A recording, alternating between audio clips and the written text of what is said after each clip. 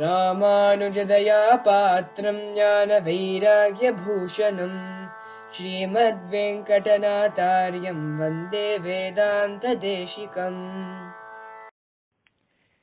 జయ జయ శ్రీ సోసన శ్రీమతే శ్రీ నిగమాంత మహాదేశికాయ నమః. వేదాంత దేశికుల చక్కని ఉపదేశములు మనం వింటూ ఈరోజు అంబరీషు ఉపాఖ్యానం గురించి కొద్దిగా విచారం జరుపుతాం. అంబరీష చక్రవర్తి యొక్క కథ అందరికీ తెలిసిన విషయమే. కానీ ఆ కథలో మనం తెలుసుకోవాల్సిన విషయం ఏమిటి, మనకు నీతి ఏమిటి అనే విషయాల్ని వేదాంత దేశులు చక్కగా మనకు అనుగ్రహిస్తున్నారు. భాగవతంలో అందరికీ తెలిసిన విషయమే, విస్తారమైన కథ అంబరీష ఉపాఖ్యానం.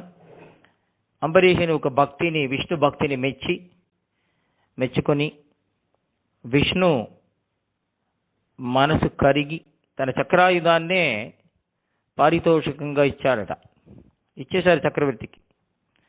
ఆ చక్రాయుధాన్ని ప్రతిరోజు పూజించేవాడు అంబరీష్ చక్రవర్తి. ఒకసారి అంబరీషుడు ద్వాదశి రోజు పారణ భుజించే ముందు ఆ సమయంలో సరిగా దుర్వాసులు వచ్చారు శిష్యులతో సహా.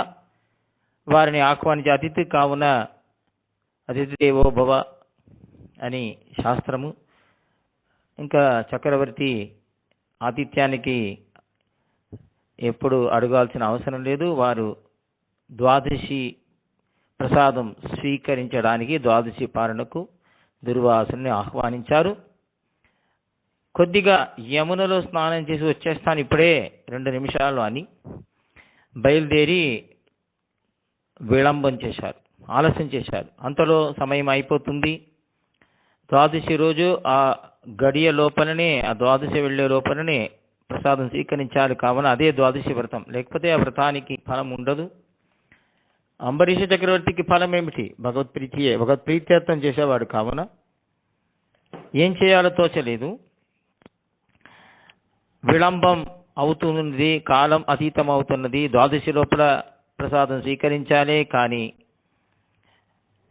మహర్షి ఏమో వచ్చేటట్టు లేదు. ఏం చేయాలి? వారి కోసం వారు వచ్చే వరకు కాల్చుకోవాలంటే వచ్చే వరకు విళంబం అవుతుంది, తర్వాత వ్రతభంగం అవుతుంది. ఒకవేళ వారు వచ్చే ముందు భుజిస్తే అతిథి సత్కారం చెడిపోతుంది కదా, ధర్మం, ఆతిథ్య ధర్మం. ఏం చేయాలి? ధర్మ సంకటం.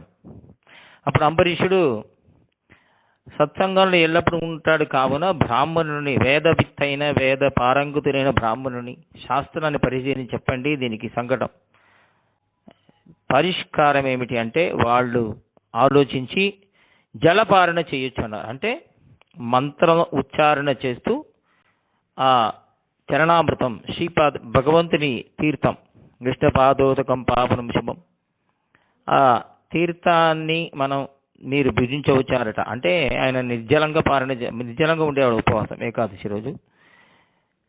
కావున వాళ్ళ ఒక ఉపదేశాన్ని స్వీకరించి ఆయన తీర్థం, భగవత్ తీర్థం మాత్రం, చరణామృతం స్వీకరించి దుర్వాసుల కొరకు వేంచేస్తూ ఉన్నాడు. అన్నం భుజించలేదు. అప్పుడు దుర్వాసులు మహర్షి అప్పుడే వచ్చారు. ఆ సమయంలోనే వస్తేనే ఆ సమయంలో అంబరీషుడు ఆ తీర్థ ప్రాశనం చేసేది చూసి చాలా ఉగ్రమయ్యారు. కోపం వచ్చేది, ఉగ్రమైన కోపం. ఇంకా ముందే దుర్వాసులు, నేను వచ్చే లోపల తీర్థపారణ చేశావా, ఎంత పెద్ద అపచారం అని తెలియదా నీకు అని కుపించి, ఏం చేస్తాను చూడు నా శక్తిని అని తన కేశమును కింద పడారట. అక్కడి నుంచి, ఆ కేశం నుంచి, దుర్వాసుల కేశము నుంచి ఒక పిశాచి వచ్చిందట.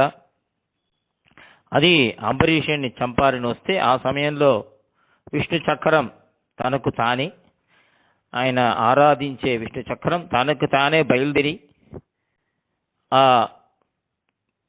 పైశాచాన్ని మరియు దుర్వాసుని ఇద్దరు కూడా కలిసి ధ్వంసం చేయని పరిగెత్తిందట.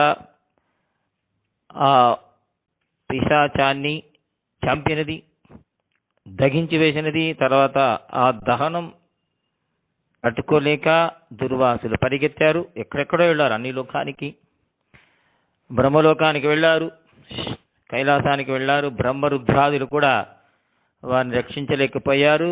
విష్ణు దగ్గర వెళ్ళారు. చివరిలో వైకుంఠానికి వెళితే విష్ణు అన్నారట, నువ్వు మరీ దుర్వాసుడు ఎవరి దగ్గర అపచారం చేశావో, ఏ దుర్వాస మహర్షి, ఆ అంబరీషుని దగ్గర వెళ్ళాలి.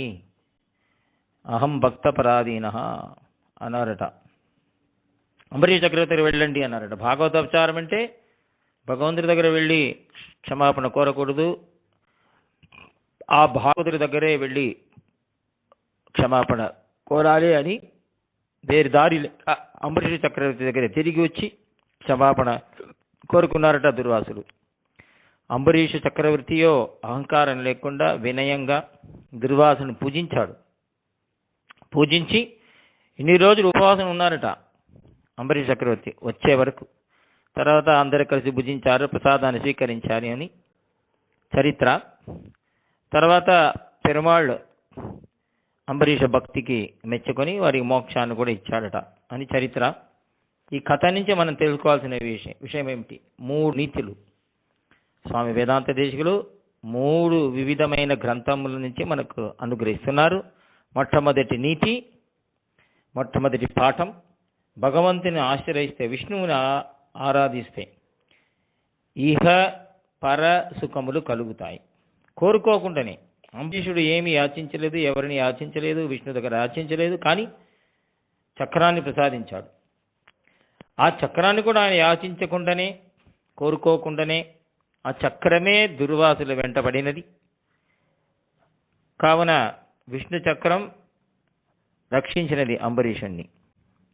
ఇది వేదాంత దేశం అంటున్నారు. సర్వేశ్వరన్ పక్కల్ అతిశయితమాన ஐஸ்வர்யாதிகளும் வரும் பின்பு விடாய் தீர கங்கா ஸ்நானம் பண்ண பாப்பம் போமா போலே விஷய சுபாவத்தாலே ஆனுஷங்கிகமாக பாப க்ஷயம் பிறந்து ஜனக அம்பரீஷ கேகயாதிகளுக்கு போலே క్రమేణ మోక్ష పర్యంతమాయి విడుం అని శ్రీమద్ రహస్యతి సారంలో ఈ చరిత్రను ఉదాహరిస్తూ, జనక, అంబరీష, కేకయాది భక్తులు విష్ణు భక్తి కారణముగా, భక్తి మూలముగా మహారాజులకు పుట్టారు. ఎంతో ఐశ్వర్యంతో కలిగిన, వైరాగ్యంతో ఉన్నారు. భగవత్ కైంకర్యమే మనకు ప్రాప్తమని, అలాగే ఆ భగవత్ కైంకర్యంలో మునిగారు వాళ్ళు. అలా కైంకర్యం చేశారు. అదే పరమలక్ష్యం వాళ్ళకి. వాళ్ళకి రాజ్యమో స్వర్గమో ఏది అవసరం లేదు. అయినా భగవత్ కైంకర్యంగా దాన్ని స్వీకరించారు. ఎండాకాలంలో చాలా తాపం కలిగినవాడు, దాహం కలిగినవాడు గంగలో స్నానం చేస్తే వాడికి తాపము పోతుంది, పాపము పోతుంది, 2 పోతుంది. అది గంగ యొక్క స్వభావం. అలాగే భగవంతుని ఆశ్రయించిన వాడికి అడిగిన ఫలములు, కోరుకున్న ఫలములు, కోరలేని ఫలము కూడా వస్తాయి. ఇహలోక ఐశ్వర్యం, మోక్ష పర్యంతమైన ఐశ్వర్యం అన్నీ వస్తుంది వాడికి. దీన్ని వివరిస్తూ వేదాంత దేశులు విషయ స్వభావత్తానే అని, ఆనుషంగికమాగ అని 2 పదాలు ఉపయోగిస్తున్నారు. గంగకు పాపాన్ని తొలగించుట అనేది ఒక స్వభావం. విష్ణువు కూడా మోక్షాన్ని ఇవ్వడం అనేది విష్ణువుకు స్వభావం. కావున మనకు ఉపాయం వరకు తీసుకొని వెళ్ళి మోక్షము ఇస్తాడు పరమాత్మ. సరే, మోక్షం మాత్రం ఇస్తాడు అనుకోవద్దు, మోక్షానికే విష్ణు ఆరాధించాలనుకోవద్దు, అది కూడా తప్పు. సకల యోగక్షేమాన్ని మనకు అనుగ్రహిస్తాడు, తర్వాత చివరిలో మోక్షాన్ని ప్రసాదిస్తాడని అర్థం. 2వ నీతి శరణాగతి దీపికలో ఒక చక్కని శ్లోకం వేదాంత దేశికులు అంటున్నారు ఇలా: స్వోకంభరీష భయశాపముఖైశ్చ శంభుం అని.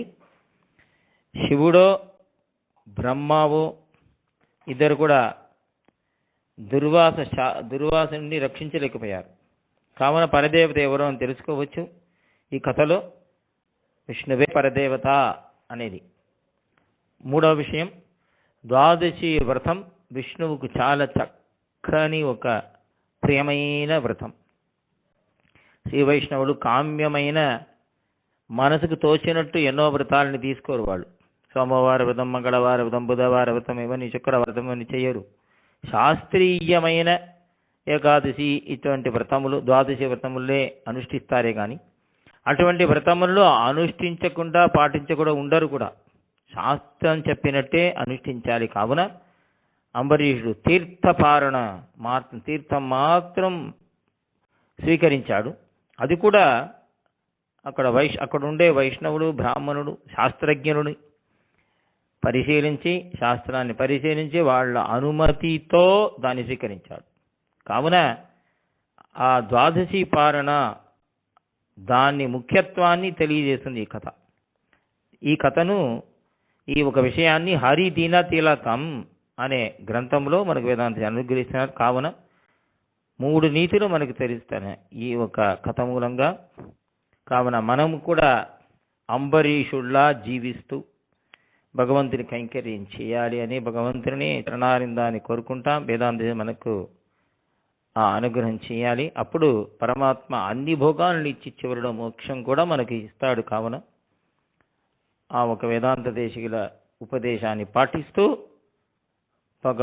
భగవద్భక్తిలో మనం మునుగుతాం. శ్రీమతే శ్రీ నిగమాంత మహాదేశికాయ నమః. కవితార్కిక సింహాయ కళ్యాణ గుణశాలినే శ్రీమతే వెంకటేశాయ వేదాంత గురవే నమః.